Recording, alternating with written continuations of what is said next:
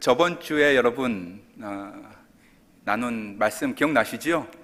예, 시편 23편입니다. 오늘도 이어서 시편 23편 조금 더 들어가도록 하겠습니다. 오늘 나눌 말씀의 주제는 식탁, 은혜로운 식탁이라는 제목입니다. 5절 말씀 같이 가서 읽도록 하겠습니다.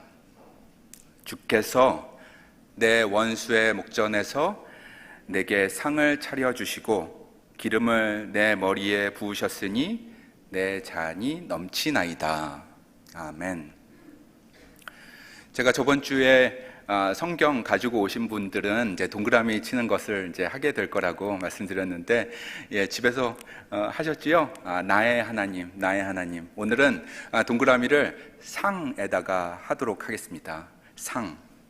여기서 언급된 이 상은 우리가 뭔가를 잘해서 주는 리워드가 아니고 히브리어로 보니까는 슐한 아라크인데 밥상을 얘기합니다. 길다란 밥상, 여러 가지 음식들이 놓여 있는 조금 긴 밥상 생각하시면 될 것 같아요. 그런데 오늘 말씀에 보니까 이 밥상을 차려주시는 분, 주어를 우리에게 알려주고 있습니다. 주님께서 상을 차려주십니다.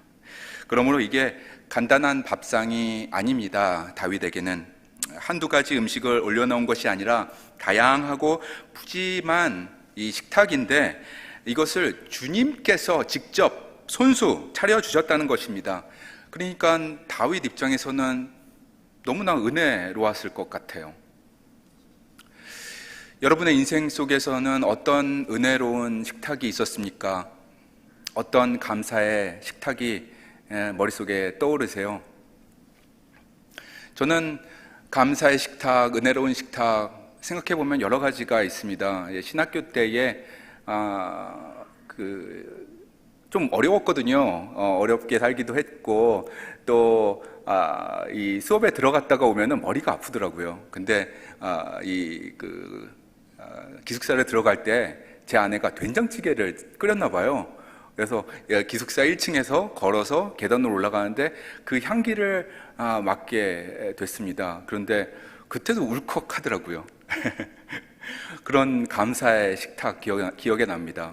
제가 한 가지 나누고자 하는 이 식탁이 있는데, 그것은 제가 대학교 3학년 때 가졌던 은혜의 식탁입니다. 방글라데시에 제가 1년간 컴퓨터를 가르치는 단기 선교사로 간 적이 있었습니다.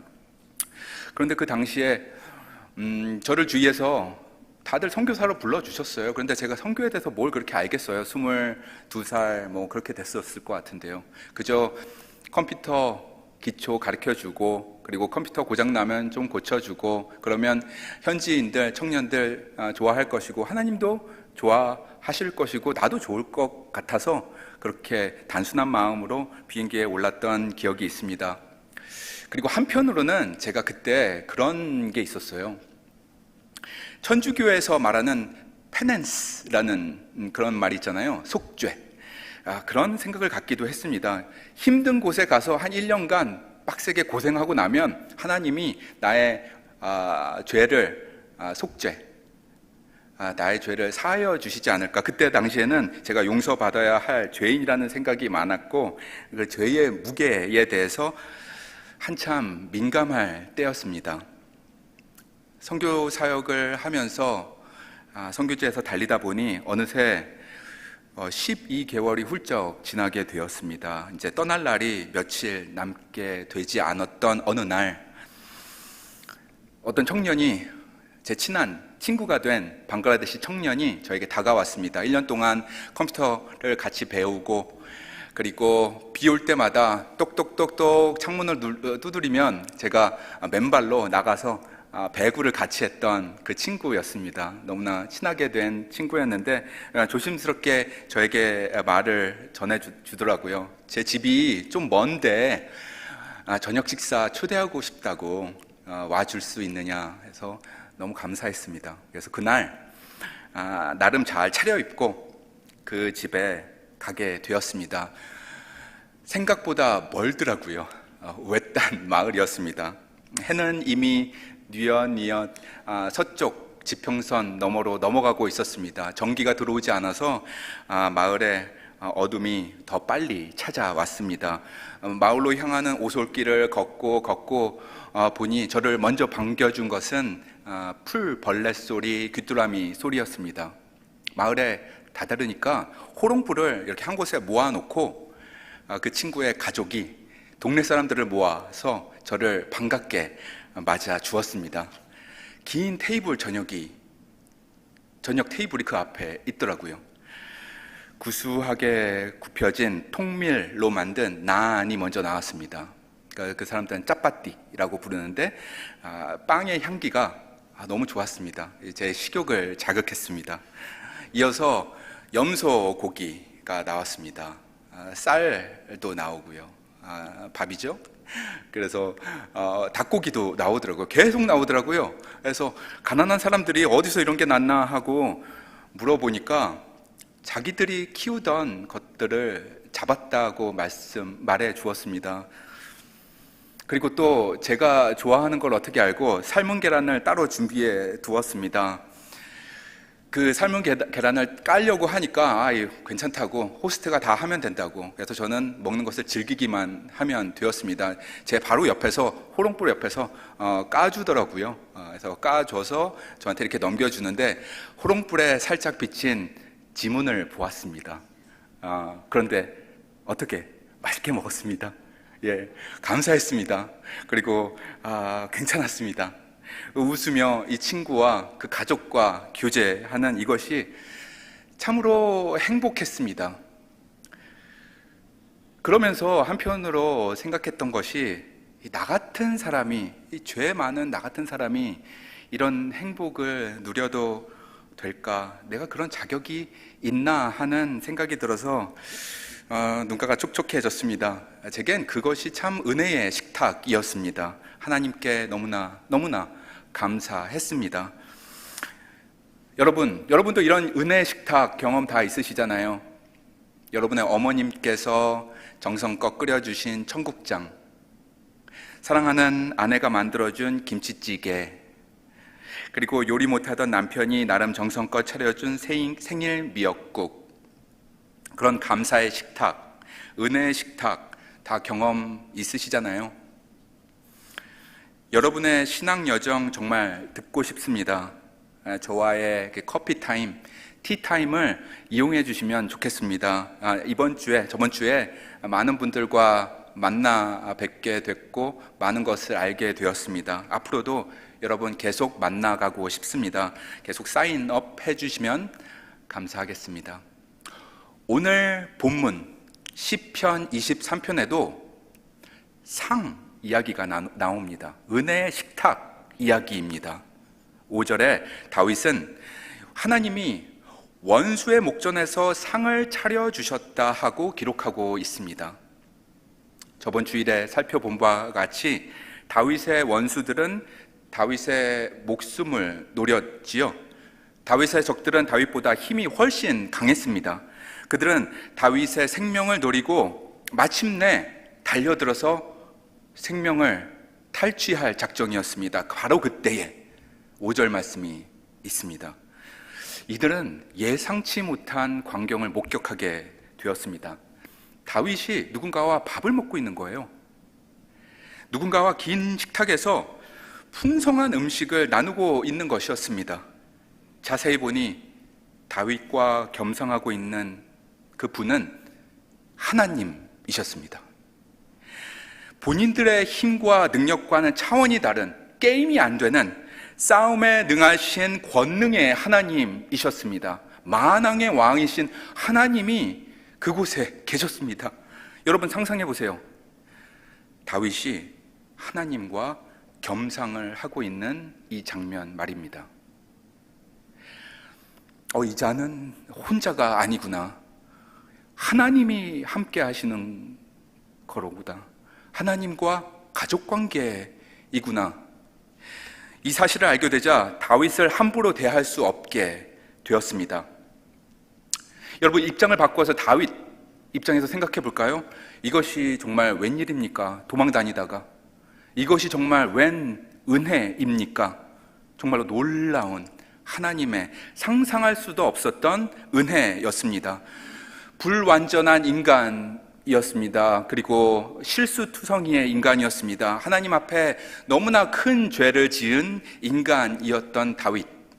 그러나 다윗은 외식하지 아니하고 숨기지 아니하고 거짓말하지 아니하고 있는 그대로 죄 가지고 하나님 앞에 나왔을 때에 하나님은 있는 그대로 다윗을 맞아주시고 품에 안아주셨습니다. 그리고 내 마음에 합한 자라 하고 말씀하셨습니다.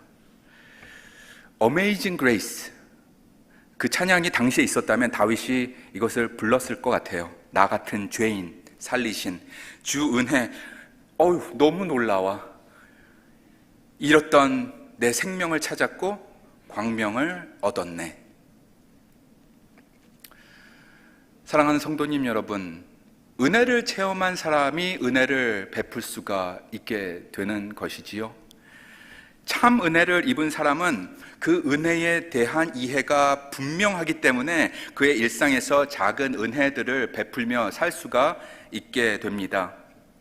이제 은혜 입은 다윗이 은혜 베푸는 장면이 나옵니다. 밥상에 관한 이야기지요.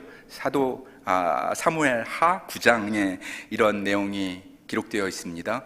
무비보셋과 연결된 이야기입니다.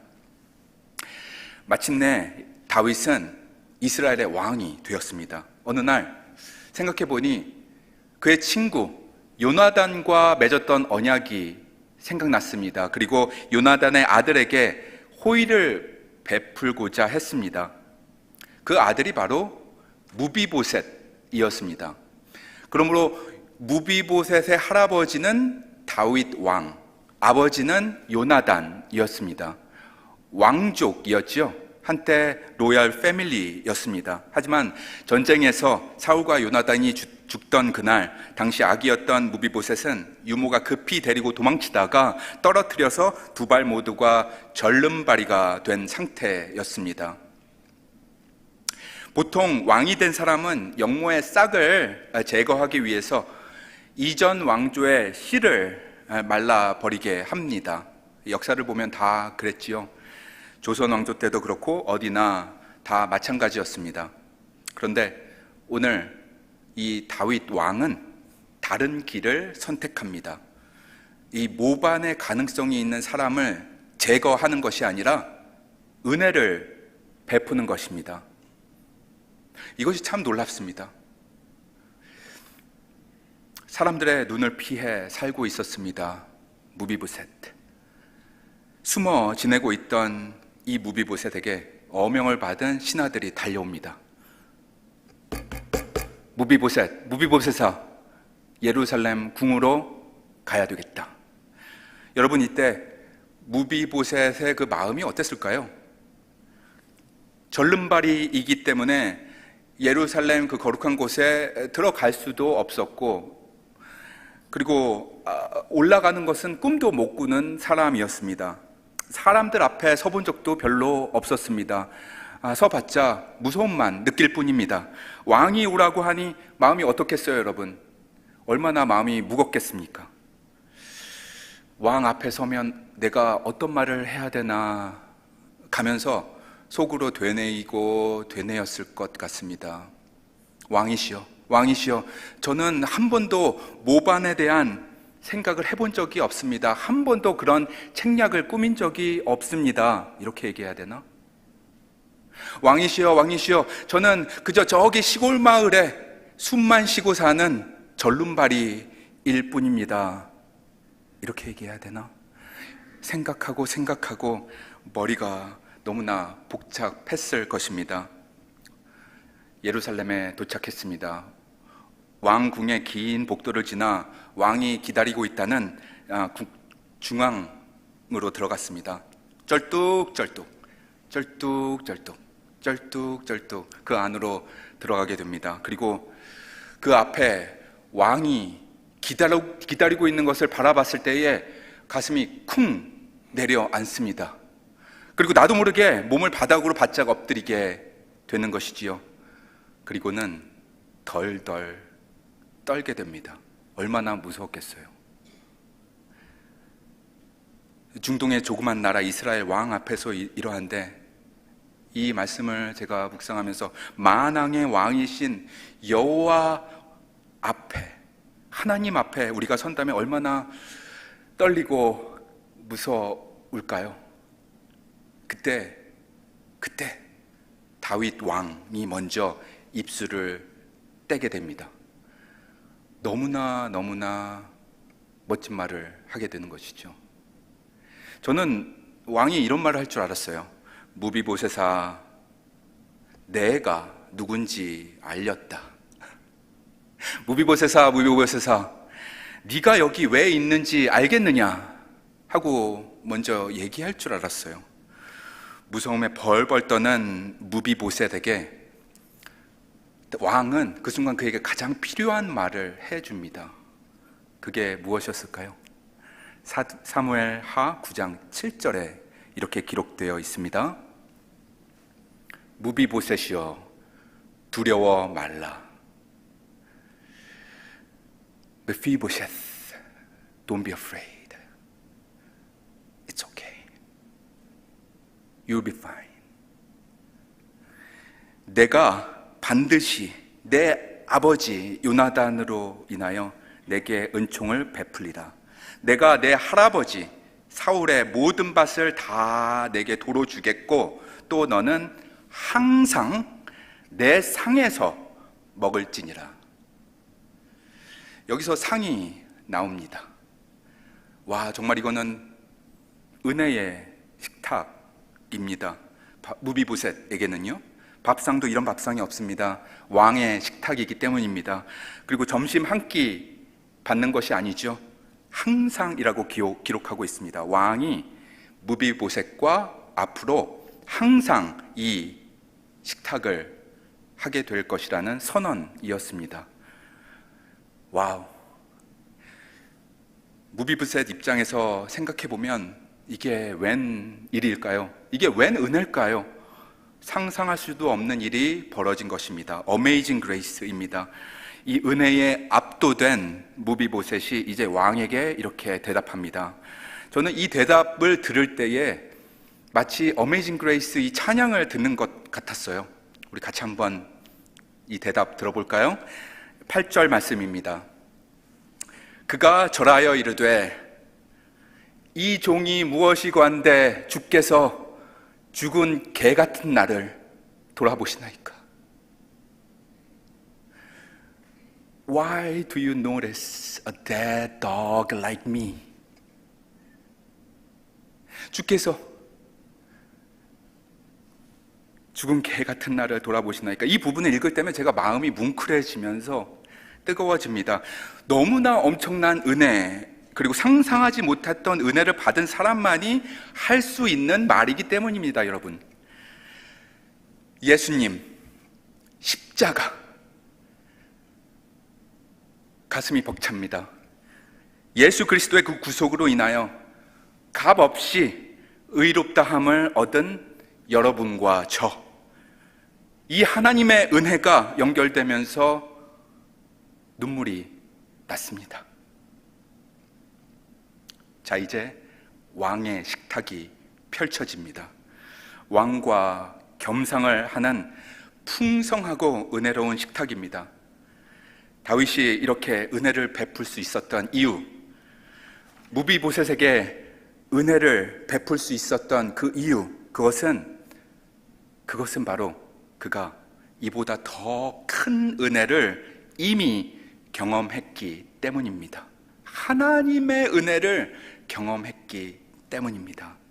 그것이 본문에 잘 나타나 있습니다. 우리 가서 한 목소리로 읽으면 좋겠습니다. 시편 23편 4절하고 5절입니다.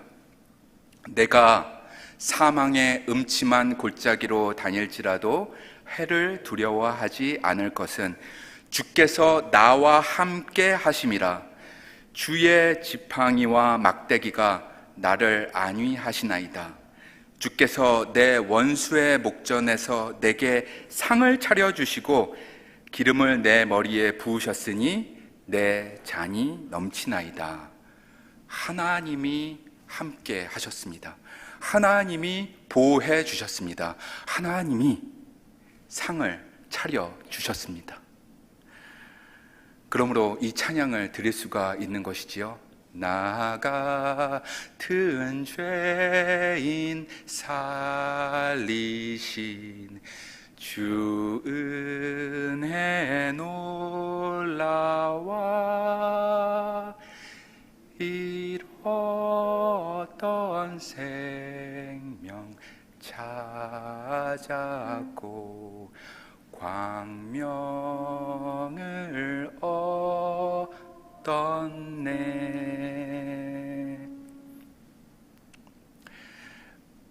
은혜로운 밥상 이야기 하나만 더 하고 말씀을 마치겠습니다. 이 밥상은 예수님이 직접 차려주신 밥상인데요, 요한복음 21장에 기록하고 있습니다. 여러분 아시다시피 요한복음은 총 21장으로 구성되어 있는데요, 저는 요한복음을 읽을 때마다 20장에서 딱 끝나면 참 좋겠다 하는 생각을 한 적이 있었습니다. 20장 맨 마지막 절에 이렇게 끝을 맺고 있기 때문에 참 글을 쓰는 분들은 아실 거예요. 끝이 이렇게 끝나면 깔끔하다, 그렇죠? 20장 30절과 31절 마지막 절입니다. 이렇게 기록하고 있죠. 예수께서 제자들 앞에서 이 책에 기록되지 아니한 다른 표적도 많이 행하였으나 오직 이것을 기록함은 너희로 예수께서 하나님의 아들 그리스도이심을 믿게 하려 함이요 또 너희로 믿고 그 이름을 힘입어 생명을 얻게 하려 함이니라. 아멘. 그리고 끝나면 참 좋겠다, 훌륭하다 이렇게 생각했는데 아니 웬걸 요한복음에 한 장이 더 붙어 있습니다. 그리고 그거는 별 내용이 아니에요. 밥 먹는 내용입니다. 밥상이 차려진 내용입니다. 부활하신 예수님이 갈릴리 호숫가에 가셔서 제자들과 만나 밥을 먹으시는데 이때에 예수님이 먼저 숯불을 피우시는 거죠. 그리고 생선을 구우십니다. 그리고 빵과 함께 제자들과 아침 식사를 나누는 장면이 21장에 기록되어 있습니다. 그게 다예요. 그리고 베드로하고 좀 얘기하는 장면, 그게 끝입니다. 하지만 여러분, 알고 보니 이 밥상은 참으로 중요한 밥상이었습니다. 베드로의 인생에 있어서 가장 소중한 은혜의 식탁이라면 저는 이것이라고 생각해요. 이 식탁은 베드로 개인에게도 중요했지만 기독교 역사적으로도 매우 중요한 식탁입니다. 왜냐하면 요한복음 20장까지 쭉 보면은 예수님을 그렇게 부인하고 배신했던 베드로가 그 다음 장 사도행전 1장에서 믿음의 공동체인 교회를 이끄는 지도자 중에 지도자로 나오기 때문입니다. 생뚱맞죠. 그러므로 21장의 이 밥상 내용이 없었다면 우리 기독교 역사에서 베드로의 권위는 너무나 달랐을 것입니다. 이 밥상 하나로 베드로가 살았습니다. 요한복음 21장은 그 한 장 전체를 할애해서 실패에 대한 자책감으로 괴로워하던 베드로를 영적으로 회복시키는 이야기를 우리에게 들려줍니다. 어디에서? 식탁 위에서. 시몬아, 내가 나를 사랑하느냐? Yes, Lord. 내 양을 먹이라. 시몬아, 시몬아, 네가 나를 사랑하느냐? 내가 주님을 사랑하는 줄 주님께서 아시나이다. 내 양을 먹이라. 이런 대화가 계속 이어집니다. 어디에서요? 식탁 위에서. 내가 나를 사랑하느냐 하고 물으시고 내 어린 양을 먹이라고 당부하심으로 예수님은 베드로를 교회의 영적 지도자로 회복시켜 주셨습니다. 이 영적 회복의 배경이 바로 식탁이었습니다. 은혜의 식탁이었습니다. 베드로에게는 너무나 소중한 요한복음 21장인 것이지요. 사랑하는 샌디에고 한인연합감리교회 성도님 여러분, 오늘 예수께서 준비하신 이 식탁 위에서, 그리고 오늘 친교실에서 준비한 교회 식탁 위에서, 그리고 여러분의 가정 식탁 위에서 다른 날 아니라 오늘 하나님의 은혜가 나눠지고 감사와 찬송이 나눠지기를 소망합니다. 아멘, 아멘. 다윗에게 주신 그 구원의 식탁, 그 은혜의 잔이 무비보셋에게 이어졌던 것처럼 베드로의 그 영적 회복의 그 식탁, 그 은혜가 흘러 넘쳐서 교회 공동체에 가게 되고 2000년이 지나 샌디에고에 있는 우리에게까지 이어진 것처럼 우리도 그 은혜의 잔이 넘쳐 흘러서 우리 주위의 사람들에게 하나님의 은혜의 통로가 되는 저와 여러분 되시기를 주님의 이름으로 축원드립니다. 아멘. 기도하겠습니다. 거룩하신 하나님, 주님의 은혜 앞에 나아갑니다. 주님의 식탁 앞에 나아갑니다. 십자가의 사랑 감사합니다. 주님, 값없이 주신 이 은혜, 놀라우신 은혜 감사합니다. 주님의 식탁에 참여하게 해주신 이 은혜 잊지 않습니다. 감사합니다. 이 은혜가 저희 안에 고여있지 않게 도와주시옵소서. 고여있는 물이 되지 않게 도와주시옵소서. 은혜는 흘러 넘쳐야 되는 줄로 믿습니다. 내 잔이 넘치나이다 하고 고백한 다윗의 고백처럼 우리 주위에 은혜에 목마른 사람 기억나게 하시고 그들을 찾아가고 이 은혜가 그들에게 흘러 넘치게 하여 주시옵소서. 저희를 은혜의 통로로 사용해 주시옵소서. 예수 그리스도 이름으로 기도합니다. 아멘. 예수님께서 어렵고 힘든 상황에 놓인 사람들과 식탁 교제를 하셨습니다. 가난하고 소외받는 사람들과 식탁 교제 하셨습니다. 오늘 이 은혜의 식탁에, 예수께서 준비한 식탁에 여러분을 초청합니다. 우리 목사님과 제가 오늘 성찬식을 인도하도록 하겠습니다.